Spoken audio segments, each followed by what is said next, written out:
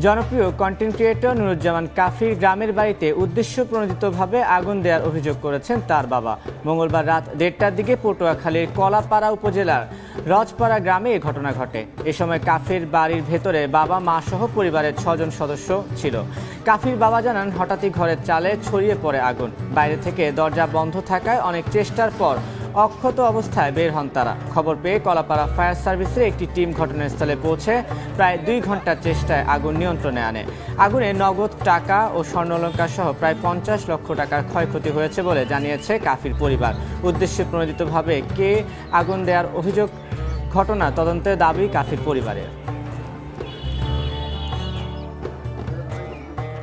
তো 1টার দিকে আনুমানিক আমি 12:15 12:30 সকাল। এরপর আমি সজাগ হয়ে গেছি, দেখি যেমন চালের উপরে আগুন, চালের উপরে পরিষ্কার হয়ে গেছে ঘর। ওইটা দেখছেই দরজাটা খোলার চেষ্টা করছি।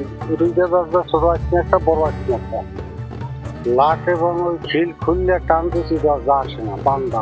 তদন্ত পূর্বক একটু চেষ্টা করলে ভালো হয় আমাদের পক্ষে, যে জিনিসটা কোথায় গুনে আসবে, কি হইলে। বাহির থেকে আটকানো ছিল দরজা, যার কারণে আমাদের এখন সন্দেহ হচ্ছে বা তাদের পরিবারেরও আসলে সন্দেহ হচ্ছে যে এটা আসলে পরিকল্পিত হতে পারে।